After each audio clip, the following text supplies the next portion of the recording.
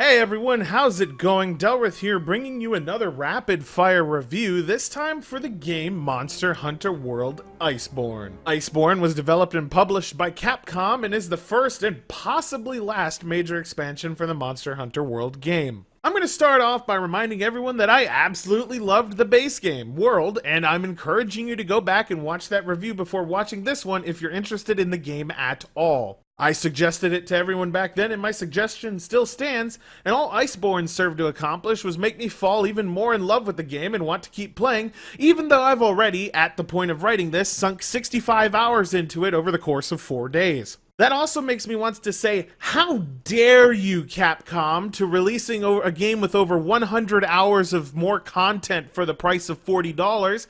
It wasn't something I was expecting, and the actual amount of time I had to crunch into it is absurd. What with Borderlands 3 and Greedfall coming out in the next few days, September is crazy.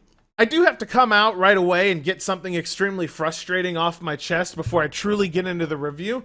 I'm really disappointed in how Iceborne's launch was handled. What I mean by this is shame on whoever was in charge of the marketing team way back when for World's PC launch, as you essentially lied to everyone who purchased the game twice, promising that once content matched up with console, releases would be at the same time. You sit on a throne of lies. This was definitely a primary marketing point and a reason why so many people bought the game on PC, and coming from someone who loves the series and the community, it's really nothing but a rude betrayal to all of your fans who bought twice and bought it on the PC platform. I'm not mad that the console version was 4 months earlier than the PC version. I'm just extremely pissed off that there was this sort of bait and switch thing that I don't really think the developers had any control of. So again, shame on whoever made this decision for betraying your loyal PC fans. Anyway, Iceborne is a direct continuation from the events after the end of Monster Hunter World. If you haven't played the base game and gotten through the end of it, you're not going to be able to start Iceborne, but don't worry.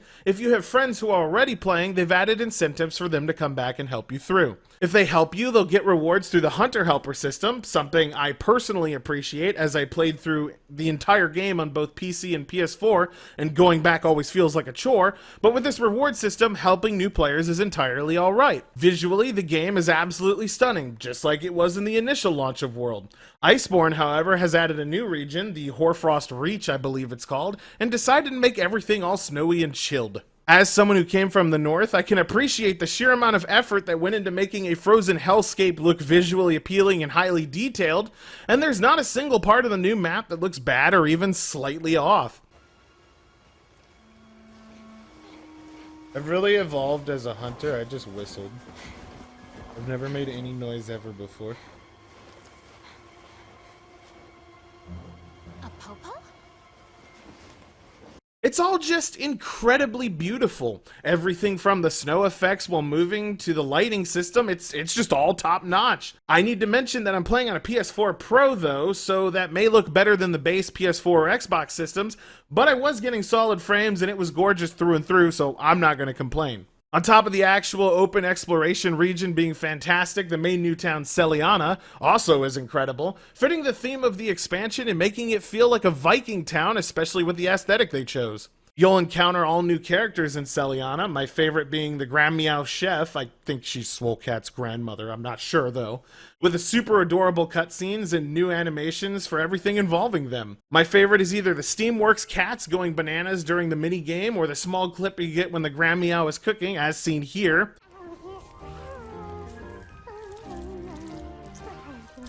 With everything just having so much charm and truly feeling like it belongs. Again, I just can't state enough how obvious it is that the developers really pour their soul into this game. It's plain to see they really love what they are doing, and it shows in every aspect of all these scenes and every detail you notice. One downside, however, is that the load times between PC and console seem to have actually gotten worse, with some load screens on PS4 Pro taking over 2 minutes, and I really hope that it gets better in the future with maybe some optimization patches. It's just a lot of stuff to sit through right now in between missions. The load times are the real bosses, though. I tell you. With Iceborne came Master Rank, meaning Master Difficulty monsters of every shape, size, and variety, with all the old monsters getting new armor sets and new designs to boot with the new expansion. Previously, people, including myself, enjoyed the old armor looks, but thought they could have been better, definitely when you consider the previous titles and how incredible some of their armor sets were, and hoped that the new armor would look even better. And they nailed it.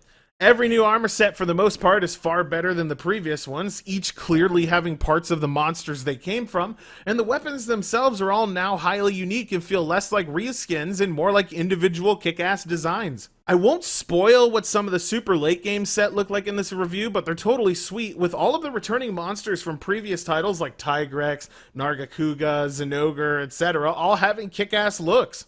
I'm going to spend another 200 hours just building every set simply because they look good, hoping and praying that at some point a full transmog system like PC has modded in arrives on console. Which is kinda odd, honestly, with as 65 or more hours put into the game, there isn't a transmog system in sight, which blows my mind given how much time and effort was spent on each new set of armor. Capcom, give us the ability to wear armor sets as cosmetics anytime we want, anywhere we want, and if it is hidden or something and I haven't found it yet, it should have been available sooner. Mechanically, Iceborne has added a few nifty things that were what most would consider to be improvements, starting with the Clutch Claw. The Clutch Claw is sort of a grappling hook that allows you to latch on any part of the monster and attack them to wound them, making a specific body part on the monster take more damage. It essentially creates a weak point on any part of a monster, allowing you to do bonus damage to places you're not even supposed to attack or shoot, removing a lot of thought from how you go about things.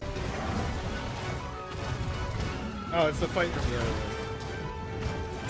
Or is it a remix? I think it's a remix of the old fight.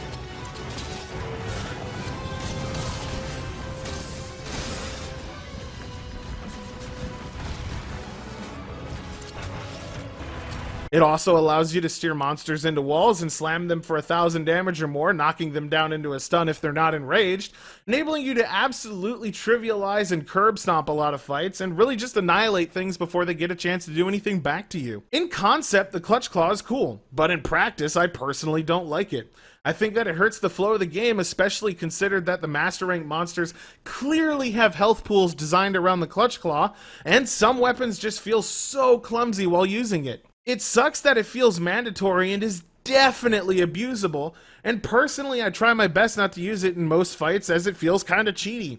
This is one of those westernization things that I don't approve of, making the game easier for the sake of it being easy, and being able to attack any specific area of a monster for bonus damage just kind of feels sorta lame. I will say, however, that all the new attacks, abilities, and mods that they added for the new weapon types are totally great and entirely welcome, each one of them just adding a little bit extra to already well-rounded packages. These abilities include things like a rapid slash attack for the sword and board, scopes and powered barrels for the bowguns, and grapple countering for lance, just to name a few, and they all feel pretty damn good. It's not like they're full redesigns of the weapons in the slightest, it just makes all of them feel better, and that's solid. Gathering materials and preparing for hunts is now a lot easier to do, with a ridiculous amount of items being thrown at you from the Steamworks minigame scene here.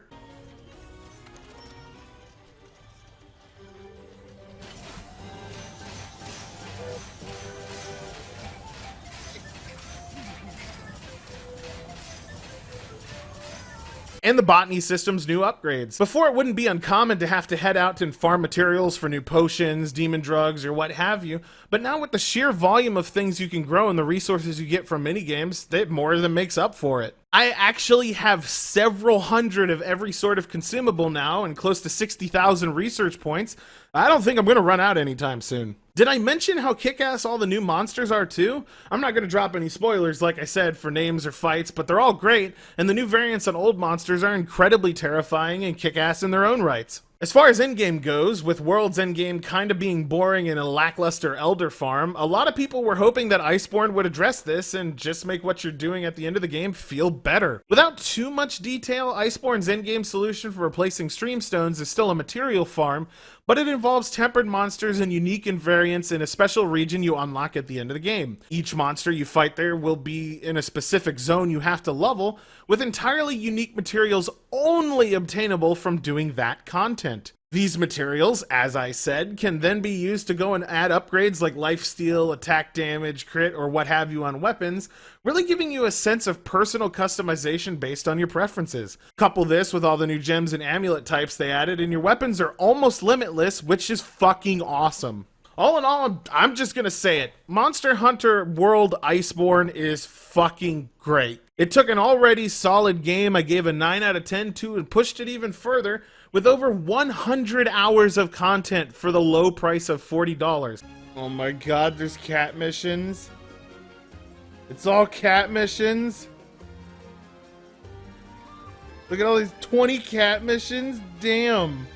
They could charge $60 for this, and I wouldn't complain. Sure, I have some gripes about the new systems, and some things could be slightly more perfect, but that doesn't take away from the game at all for me, and the 600 or so more hours that I'm going to put into it across both platforms really shows how much I enjoy it. With everything considered and the sheer amount of fun you can have in Iceborne, I'm going to give it a solid 10 out of 10. It's great, and you need to go buy it if you're even slightly interested. If you haven't played World, pick it up. It's on sale. Play through it. Get to Iceborne. Play with your friends. It's fun. You won't regret it, and I really want to see what they do with this franchise in the future. Maybe they'll take Frontier and make an updated version for Western audiences MMO style. Who knows? Check it out, though. Seriously. That's going to be it for this rapid fire review. If you liked it, do me a solid and hit that like button and subscribe. And if you're already subscribed, ring the bell to get notifications on new videos in the future. Oh yeah, and if you like the rapid fire reviews or would like to see when I'm doing them live on Twitch, you can head over to my Twitter at AJSADelrith and give me a follow. I'd appreciate it a lot. You should do it. Go to my Twitter. Until the next video, this is Delrith, and I'll be seeing ya.